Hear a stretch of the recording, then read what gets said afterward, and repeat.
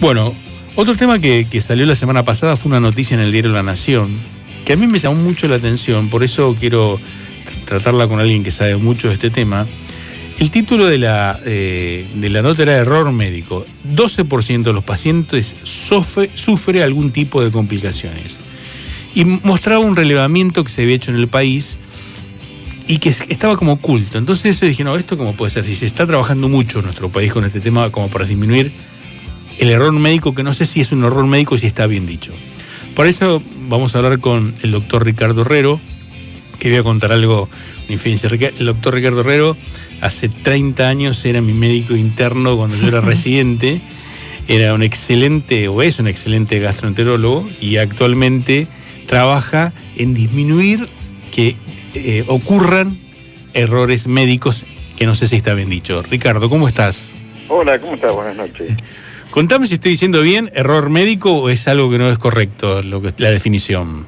En realidad error médico fue la primera forma de que se lo llamó a lo que había que diferenciar de lo que era la mala praxis, donde había algún problema de impericia, negligencia o imprudencia por parte de algún profesional.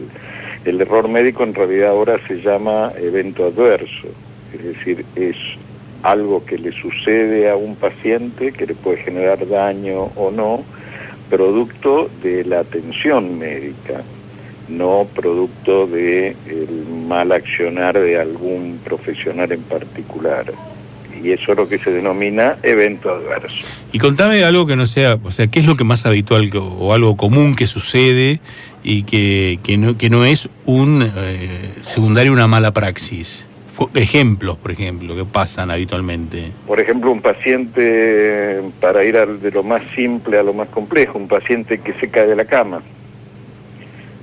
Un paciente que por algún problema en su identificación recibe un procedimiento que no es el que estaba indicado para él o al contrario.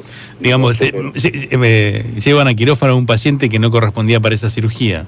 Sí, eso ya sería una situación límite, pero por ejemplo un paciente que le saquen sangre o que le haga una extracción de sangre para realizar un estudio y en realidad el estudio estaba indicado hacia otro paciente, pero después eso puede generar una cadena de situaciones donde la sangre de ese paciente puede confundirse con la del otro y el resultado va a ser claro, cruzado con el otro paciente.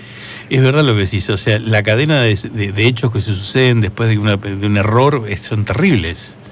Es que en realidad la teoría o lo que fundamenta el error, esto ya se conoce desde otras organizaciones y otras actividades que no son de salud. Hubo un ingeniero que se llamó Reason, sí, en el estudio de los eventos o los incidentes que suceden, generó una teoría que se llama la teoría del queso suizo. Eso la interpretación es que cuando hay un evento que puede transformarse en una falla y al final del recorrido generar un daño, hay barreras de seguridad que lo previenen. Esas barreras de seguridad están asimiladas a lo que son las festas de un queso suizo donde hay orificios.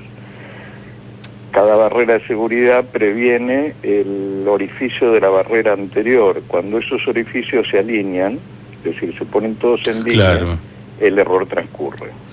¿Qué se está haciendo en el país, Ricardo, como para disminuir? En el país y en el mundo se sí, está haciendo muchísimo. Esto fue tomado como un problema mundial ya en el año 2000 por la Organización Mundial de la Salud, a raíz de un libro que surge, El error es humano. La Organización Mundial de la Salud publica un libro que se llama Errar es humano, donde se analiza todo esto y se concluye que en realidad todos estos eventos son productos de errores o de sucesiones de errores, que a veces pueden ser de las personas o pueden ser de equipamientos. Y se comienza a trabajar en eso, en generar normas y procedimientos que en sí mismo incluyan barreras de seguridad para que estos errores no progresen. En Argentina también se está haciendo mucho, hay muchas organizaciones que trabajan en esto. Bueno, Yo dirijo una de ellas, que es el Instituto Técnico para Acreditación de Establecimientos de Salud, que mira los dos ángulos del problema, la calidad de atención médica y la seguridad del paciente. ¿Qué tienen que hacer los pacientes, Ricardo, como para poder ayudar y mejorar este tipo de situaciones? Por eso, cuando yo leía, que también leí el artículo que comentabas hace un rato sobre la publicación del error médico, donde dice que se oculta, es al contrario, los pacientes tienen que estar absolutamente involucrados, primero porque son el que va a recibir finalmente el daño de estos eventos o estos incidentes de seguridad. Y segundo, porque muchas veces ellos pueden participar como una barrera de seguridad más. Por ejemplo, algo muy simple. Si yo fuera un paciente, no dejaría que ningún profesional de la salud, cuando estoy hablando de profesional de salud, estoy hablando de un médico, una enfermera, un técnico de laboratorio, un extraccionista o cualquier otra persona que va a actuar sobre mi cuerpo, no dejaría que me toque si no se lava las manos. Claro. En ese caso, el paciente se transforma en una barrera de seguridad, por ejemplo, contra uno de los eventos adversos más comunes, el más común, uno de los más comunes, que es la infección asociada al cuidado de la salud.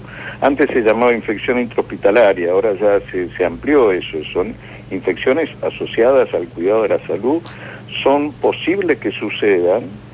Lo que hay que disminuir es el nivel de probabilidades, para eso hay que desarrollar mecanismos para tratar de prevenirlas. Es poco probable que se pueda llegar a una cifra ideal de 0 porque está dentro de las complicaciones posibles, ¿sí? Lo que hay que disminuir es el nivel de probabilidad con medidas preventivas. Por ejemplo, algo tan simple como lavarse las manos. ¿Sí? Ricardo, pasamos qué hacen las instituciones, cuál es la estadística, qué hacen los pacientes, los médicos, qué tenemos que hacer. Sí. Los médicos, ¿qué tenemos que hacer? Y los médicos, primero, denunciarlos. Entender el problema. Esto, yo cuando doy charlas sobre este tema siempre empiezo de la misma forma. Juramos cuando nos dan el título, además del juramento hipocrático, en esto de primero no dañar, y en realidad en la facultad no nos enseñaron cómo no dañar. En la facultad nos enseñan a curar enfermedades, a tratar pacientes, pero creo que lo primero que habría que hacer es incluir este tema en las currículas de la facultad, y los médicos tendríamos que interiorizarnos y profundizar sobre estos temas, y por sobre todo acostumbrarnos. Es un gran problema que tienen todas las profesionales de la salud, no solo los médicos, porque la medicina es una ciencia fáctica, a ajustarnos a normas y procedimientos. Si entendemos que la forma de prevenir todo esto es que ajustándose a normas y a procedimientos se puede ayudar mucho. Ricardo, lo que se trabaja. Te agradezco muchísimo. Vos, lo quiero recalcar nuevamente, vos sos un destacado profesional que trabaja muchísimo con este tema.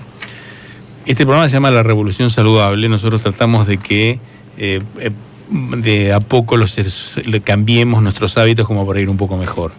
Para poder afiliarte a la Revolución Saludable, yo tengo que saber tu número de matrícula y poder dejarlo impreso. Pásame tu número de matrícula. 46061. Te agradezco muchísimo, y es un tema que a muchas personas, vos sabés que les interesa, porque mucha gente ha sufrido este tipo de problemas, digamos, estos eventos adversos en los hospitales. Y todo que le preguntás a alguien de la familia o que está cerca ha tenido algún tipo de estas situaciones. Sí. Un gran abrazo. Gracias, Ricardo. Bueno, para vos, un abrazo, y nos estaremos hablando en otro momento. Gracias a vos. Chao.